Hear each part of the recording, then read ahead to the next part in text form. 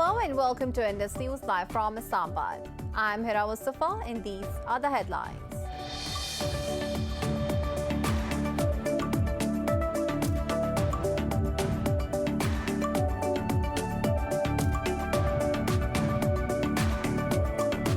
Pakistan is observing the 22nd anniversary of the martyrdom of war hero Captain Colonel Sher Khan.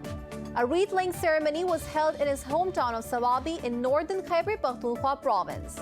In a tweet, the army's media wing said Sher Khan defended the country against all odds.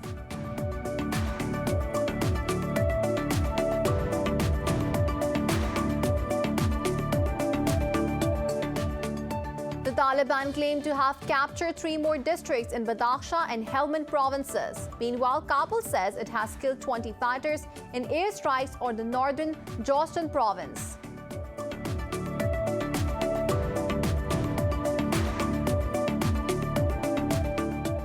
Brazil has reported 830 COVID-19 deaths and more than 27,000 cases in the last 24 hours. In Pakistan, 19 people lost their lives to the virus, while more than 1,300 tested positive overnight. Globally, the virus has claimed 3.9 million lives and infected more than 183 million people so far.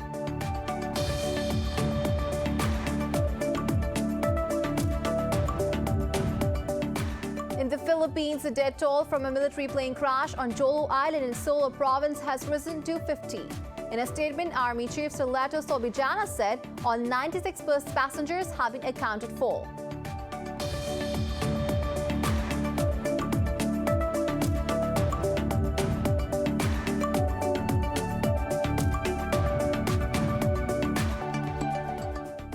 Well, those were the headlines. News in detail coming after the short break. Stay with us.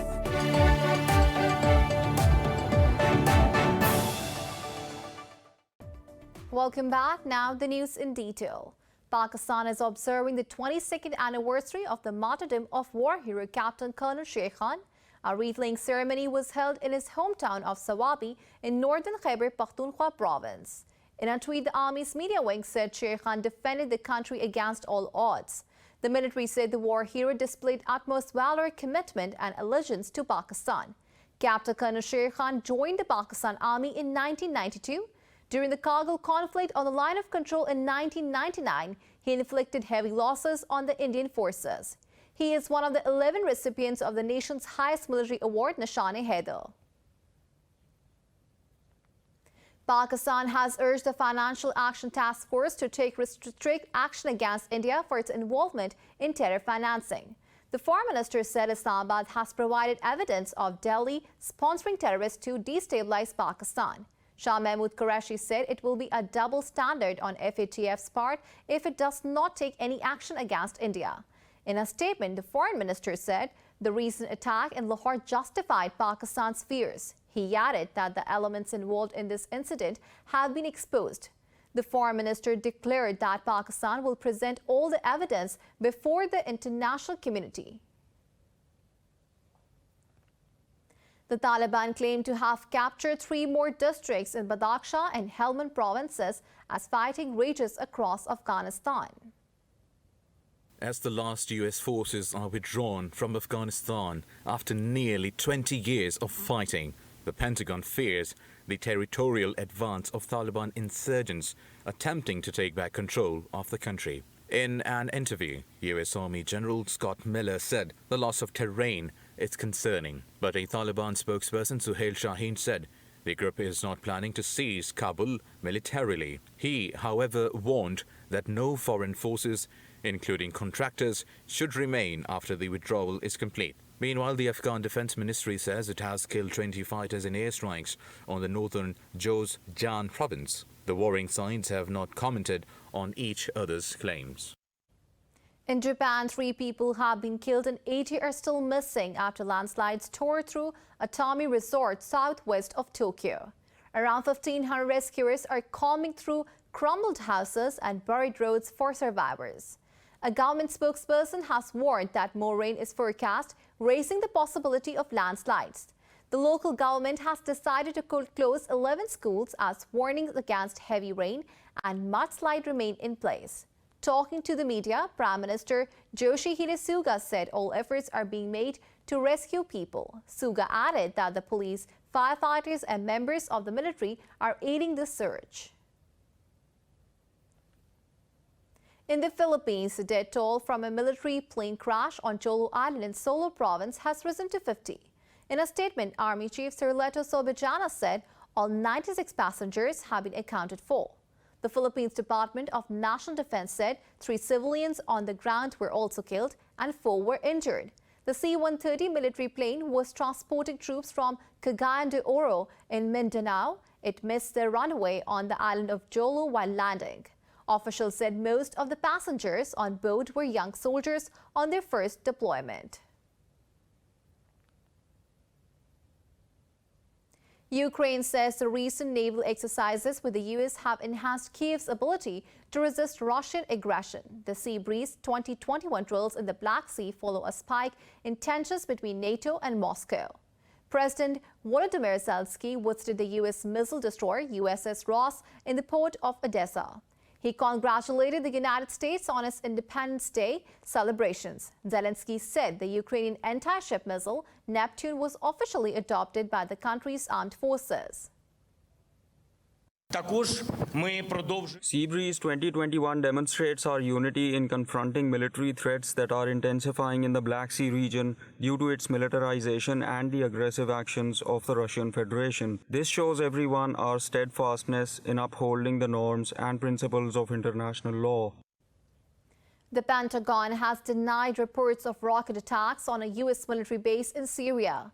The base is located near the Al Umar oil field in the eastern countryside of Deir ez-Zor.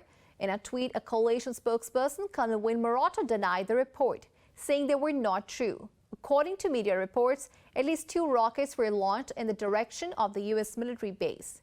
Syria's state news agency, SANA, also reported that the facility was hit with 2 rockets. The alleged rocket attack came 6 days after a similar attack on U.S. troops in eastern Syria. Brazil has reported 830 COVID-19 deaths and more than 27,000 cases in the last 24 hours. Globally, the virus has claimed 3.9 million lives and infected more than 183 million people so far. Details in this report. The fight against COVID-19 faces major setbacks as countries impose fresh restrictions due to the spread of the Delta variant. In the far-off Pacific island nation of Fiji, the largest hospital is now crammed with coronavirus patients. In Australia, New South Wales says the next 2 days will be critical in deciding on a 2-week lockdown. While on the nation's 245th birthday, U.S. President Joe Biden called on Americans to get vaccinated. We all know powerful variants have emerged, like the Delta variant. But the best defense against these variants is to get vaccinated. My fellow Americans, it's the most patriotic thing you can do. So please, if you haven't gotten vaccinated, do it now. Iran too has announced new restrictions in major cities as the highly contagious Indian strain spurs fears of another surge. Meanwhile, the UK is set to announce the lifting of most curbs, even as experts warn that doing so will be like building new variant factories. Authorities have also announced that mask wearing in England will become a matter of personal choice. And the data that we're seeing, that the Prime Minister is reviewing at the moment ahead of his decision point on the roadmap, looks very positive. It does seem as if we can now move forward and move to a much more permissive regime where we move away from many of those restrictions that have been so difficult for us, and, as you say, learn to live with the virus. Indonesia is now ground zero for COVID-19 in the Southeast Asia. The hospitalization rate for patients has surpassed 90% in the capital Jakarta, while tents have been set up outside hospitals. Pakistan has reported 19 more deaths due to the coronavirus in the past 24 hours. The death toll has risen to 22,427. The health ministry says more than 1,300 people have tested positive for the virus overnight. Nationwide, the caseload has surpassed 963,000. Officials say more than 900,000 people have recovered so far. There are nearly 1,900 critical cases in the country. Meanwhile, the country has administered nearly 173 million vaccine doses. Official data shows that more than 3.3 million people are fully vaccinated. In France, the premises of an Islamic institute near Marseilles have been defaced with Islamophobic slurs. The incident took place at the campus of Al-Ghazali Institute of the Grand Mosque in the southern city of Martigues. In a statement, the Great Mosque of Paris expressed concern over the increase in acts of intolerance. It also urged authorities to reinforce the security of religious places in France. Interior Minister Gerald Darmanin condemned the act and assured to find the perpetrators. This is the fourth such incident this year in which Muslim places of worship were vandalized.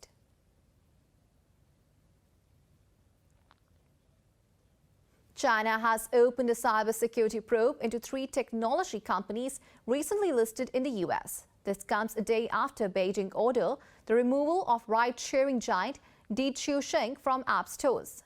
The targeted firms are online recruiter Zipin.com and truck-sharing apps Hoshbang and Yunmanman. The Cyberspace Administration of China says it aims to prevent data security risk and safeguard national security. It directed the 3 app-based businesses to halt new user registrations during the review. Chinese regulators have also recently tightened scrutiny of internet companies for anti-competitive practices. In Egypt, the Suez Canal Authority says it has agreed on a settlement with the owners of a container ship that blocked the waterway in March. The authority has held the giant ship and its crew since it was dislodged on the 29th of March. The Ever Given had become stuck in high winds and remained wedged across the canal for 6 days, disrupting global trade. The Canal Authority had demanded $916 million in compensation to cover salvage efforts and lost revenue. It later lowered the request to $550 million. The owner of the ship had disputed the claim as well as its detention under an Egyptian court order.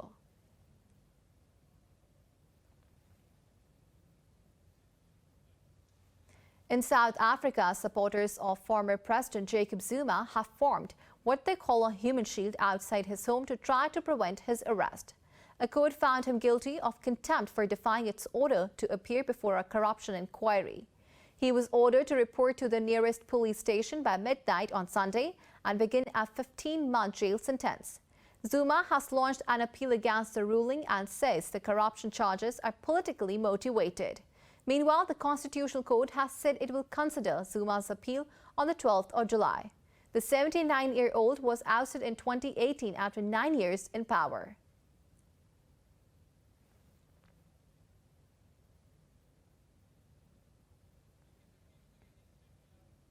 China has successfully launched a new meteorological satellite into its planned orbit.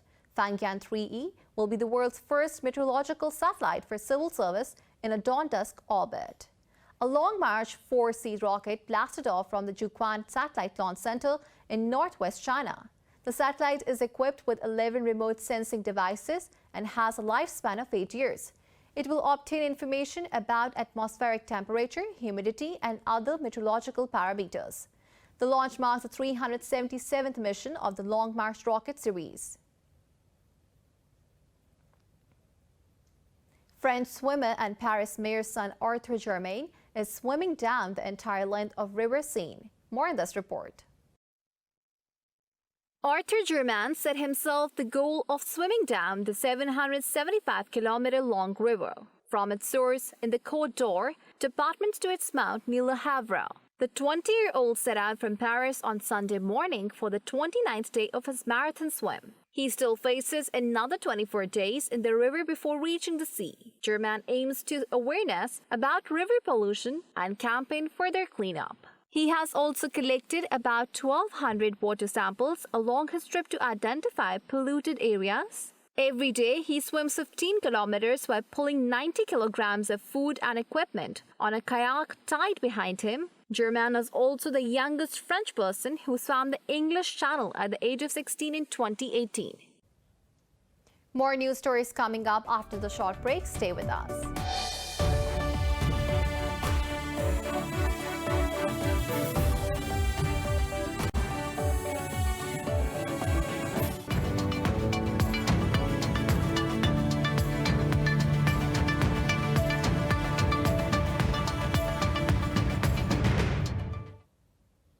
Welcome back. Asian markets are trading mixed as investors digest U.S. jobs data. They're also mulling the possibility of the withdrawal of the Federal Reserve stimulus. Japan's Nikkei 225 and Hong Kong's Hang Seng have dropped over 0.5%. Seoul's Kospi has gained marginally, while shares in mainland China and Australia are trading flat.